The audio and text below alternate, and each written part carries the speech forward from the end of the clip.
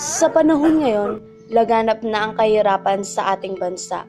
Dumarami ang mga taong nakakaranas ng gutom na kung saan ang tanging pamamalimos na lang ang kanilang naisip upang matugunan ang kanilang pangangailangan.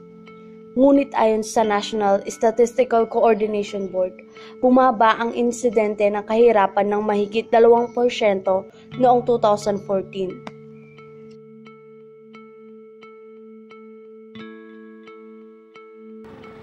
Isa si Cirilio Ganya na mas kilala bilang Lolo Angelo na 85 taong gulang sa maraming Pilipino na naghihirap na kung saan ang pamamalimos ang kanyang naging paraan upang makatulong sa kanyang 10 apo na kasama niya sa pang-araw-araw na buhay.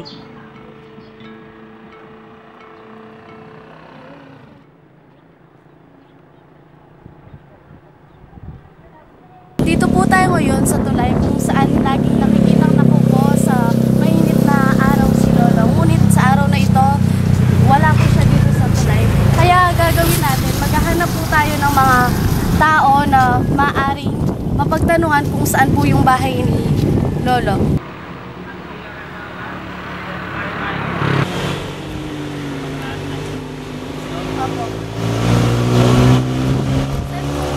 Sa napagtanungan natin, malapit na daw dito yung bahay ng matanda. Meron daw tayo makikitang isang gate na parang may kanto. Papasokin daw natin yun. Malapit na lang kaya hindi na tayo mag-tricycle.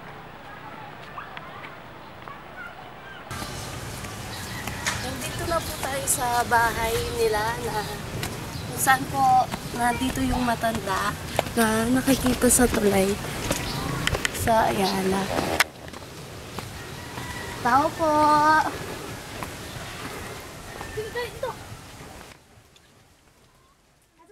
Pagkarating ko sa bahay ni Lolo Angelo, hindi ako pinalad na makita at makausap ang matanda. Kaya napagdesisyonan ko na lang na balikan ko siya kinabukasan. Madaling araw ng aming muling tunguhin ang bahay ng matanda. Walang katao-tao sa daan at ang tanging maririnig mo lamang ay ang tahol ng mga aso.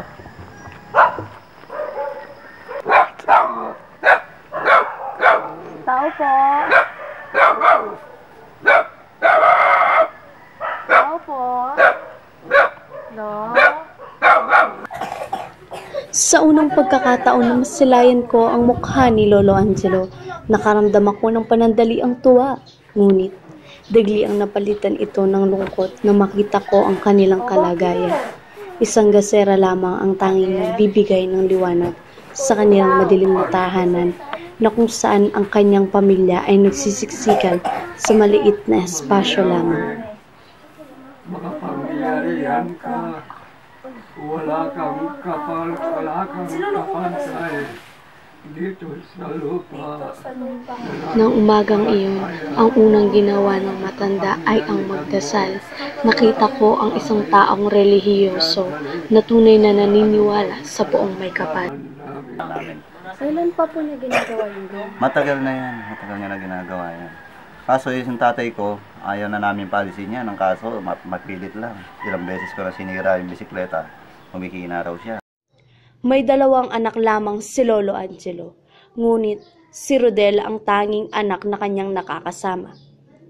Sa trabaho ni Rodel na pagtatahi ng sapatos, kulang na kulang pa rin ang kanyang kita upang matustusan ang pangangailangan ng pamilya.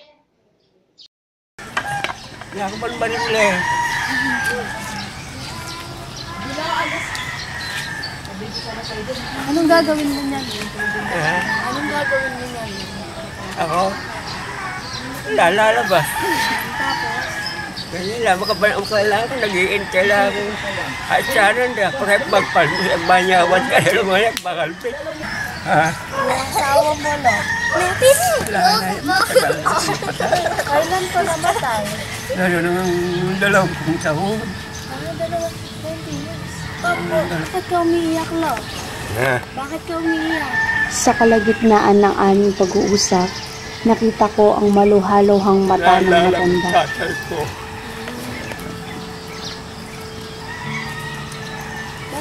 mo siya naalala? Malaat, maraming tinuro sa akin. Pero, humingi ng tawad sa lalo lang ko ginawang pagkakasal sa kanya. Alam ginawa sa akin. Yun ang naalala ko. Pag naisip yun, namumuha ako. Naalala ko, may sakit, humingi ng tawad dahil wala kang kasalanan sa akin. Ako may kasalanan sa iyo, anak mo ko. Magkamahingi tawad sa akin. Naramdaman ko ang pangungulila ng anak sa kanyang ama. Saan siya dadalhin? Ako na siya dadalhin yan? Sige na. Nakawis ko lang yan. Namunta kayo sa bahay.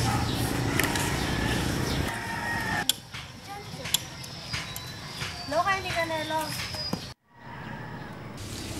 Aldo kung tawa ka rin eh. Bisang magpalya po tang mumuran. Mag-aalas 7 na mag-aya na ang matanda na pumunta sa tulay. Gamit ang bisikleta na sakay ang matanda, pati na rin ang mga walis na kanyang ititinda sa araw na iyon. Kapag gumagawa, yan yung pala yung ginagawa sa kanya? Opo. Kami sa tulong. Nandito po ka para Ang sasahod ko, yung lalabas sa mga tricycle, ng mga kotse. May aliwala, ay kulda kami. Mahirap man ang pagpadyak ng bisikleta, ngunit alam ko na mas mahirap ang pinagdaraanan ng matanda.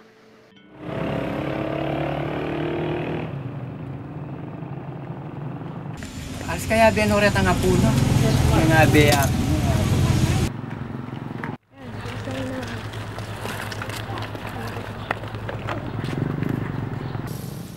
Pagkarating namin sa tulay, ibinaba namin ang mga walis at nagsimulang linisin ang paligid ng tulay. Itong mga to, ano to? Para saan to? Sa walis po. Sino gumagawa nito? Tito Dodong po.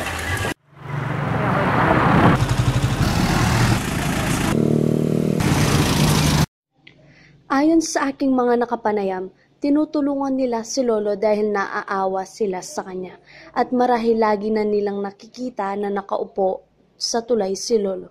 Pero hindi nila alam na may batas tungkol sa mga ginagawa ng matanda. Mendicancy law. Mendicancy law is a law passed during the regime of Marcos. It is known as the Mendicancy law of 1978. It was passed on 1978. There are people who are, by the looks of their physical appearance, they can work. They are capable of working, but unfortunately they are not working. What they do is they beg for alms.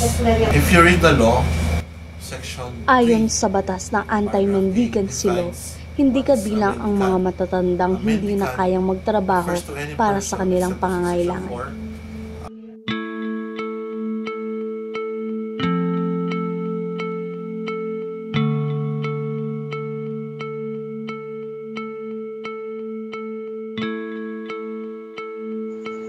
Sa pagsama ko sa tulay sa mahigit na kalahating araw, naramdaman ko ang hirap, gutom at pagod ng matanda. Naramdaman ko rin ang paghihintay ng walang kasiguraduhan sa ilalim ng mainit na araw, kasama na rin ang paglanghap ng nakasusulasok na usok na galing sa mga nagdaraang sasakyan.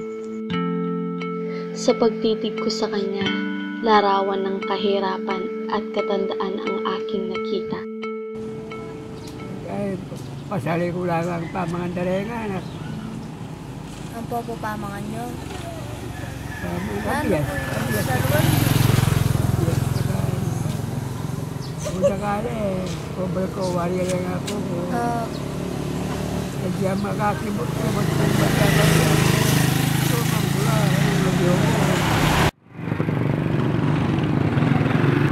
Mag-aalauna na ng tanghali nang mag-aya na si Lolo na umuwi dahil matindi na ang sikat ng araw.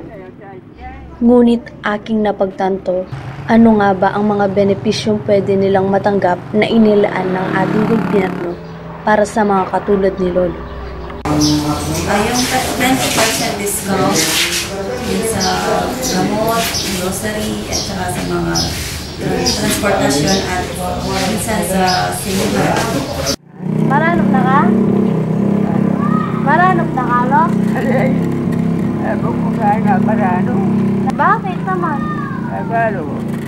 Hindi ka tinatabla ng gutom, lo? Eh, ako pa mapagal? Hindi ko.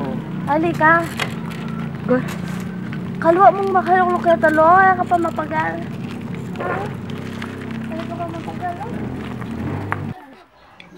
Pero sa aking nalaman mula sa pamilya ni Lolo, wala pa ni isang sangay ng gobyerno ang tumulong sa kanya. Ngunit paano kaya makakatanggap ang tulad ni Lolo ng benepisyo? Sa social pension, ang pinipili doon ay yung mga indigent senior citizen. Pwede siyang mabigyan, depende doon sa barangay niya kung i-report. Pero kung may pupunta dito, baka sakali na mabigyan siya.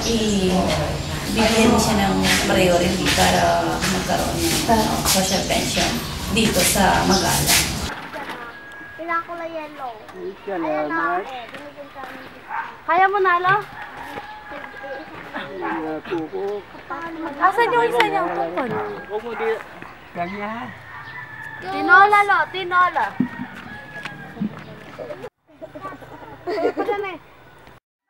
Nang magtanghalian, sabay-sabay na pumila ang kanyang mga apo upang sila ay makakain.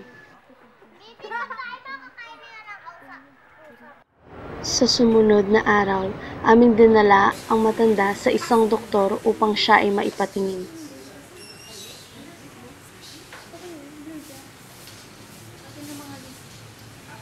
Sa kasalukuyan, okay naman si tatay, walang gayama sa likod, okay yung puso niyo, tapos yung presyon niyo po okay naman, 125 o 157, okay na po sa edad niyo. Ang naging problema lang po natin, kung nahihirapan kayo, makalnek, na dahil may edad na kayo, normal na po yun, natural, at magmahal. Kasi po, matagal kasi yun siya sa posisyon. Hindi na po nabalik. So, hindi na natin mawakit yun. Dinala namin siya sa isang sangay ng gobyerno na kung saan siya ay maaring mabigyan ng buwanang pensyon at ito'y nasa proseso na.